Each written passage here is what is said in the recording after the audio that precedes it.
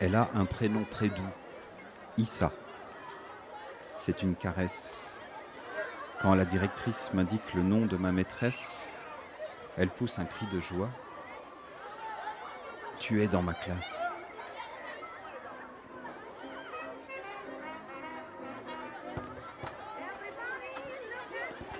Je la suis le long du couloir de l'inéole brun, au premier étage du bâtiment où se trouve le bureau de la directrice que nous venons de quitter. Par les vitres scellées, nous apercevons la cour de récréation. Elle est pleine à présent. Des cris s'élèvent en houle jusqu'à nous. Issa s'arrête au seuil d'une porte ouverte. Je me penche pour découvrir une femme jeune, un pull tressé jaune et des cheveux courts et bouclés, assise derrière une table en contreplaqué rosé. Instinctivement, elle pose sur nous un regard surpris, se lève de sa chaise pour venir à notre rencontre.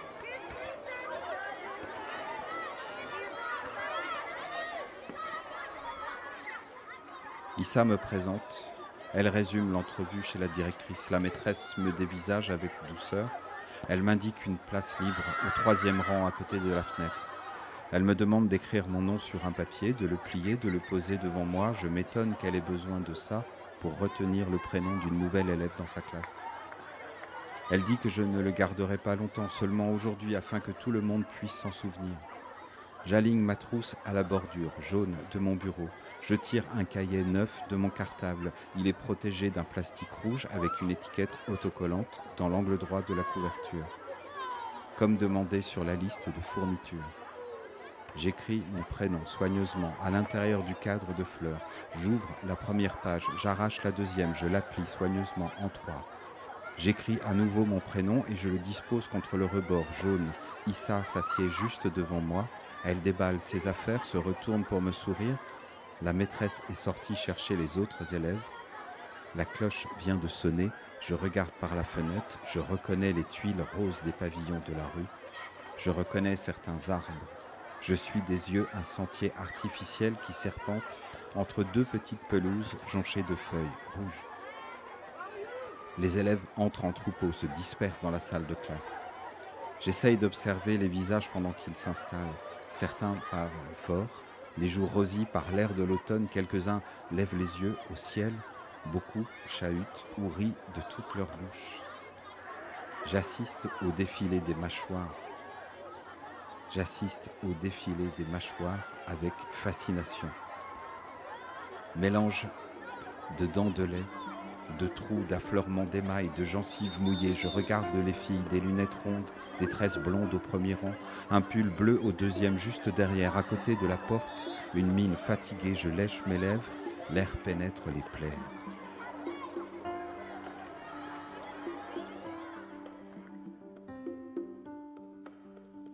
La maîtresse demande le calme. En quelques secondes, elle l'obtient. Elle annonce qu'elle va noter au tableau la dictée de la semaine, que nous devons la recopier, la prendre par cœur pour le vendredi suivant.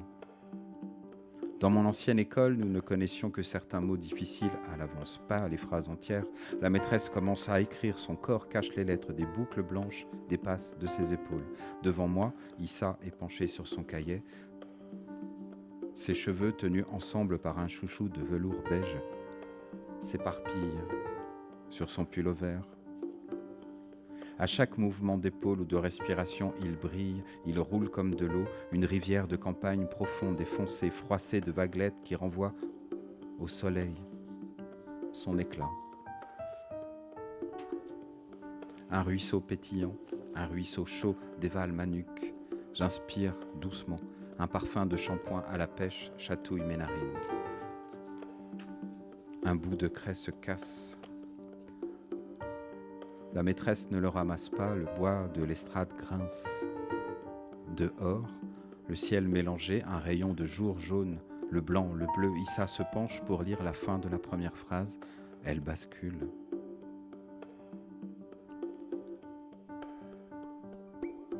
Elle est sur le côté, son chouchou glisse jusqu'à ses reins.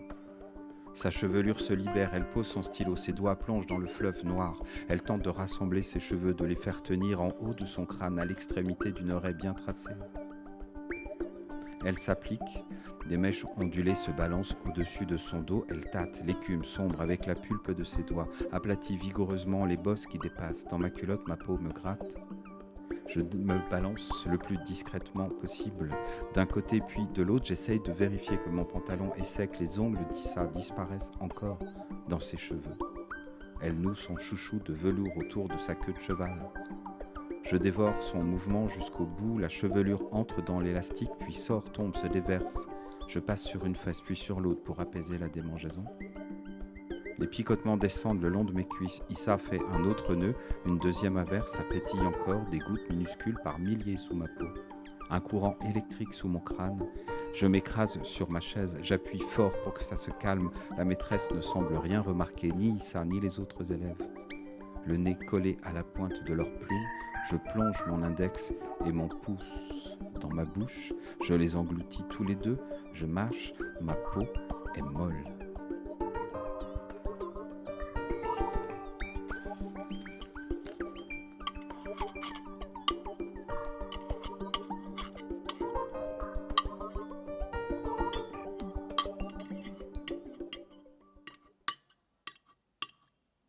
Je retrouve ma mère dans la cuisine, elle est en train de couper des filets de poulet avant de les faire cuire, à la poêle, avec des petits légumes.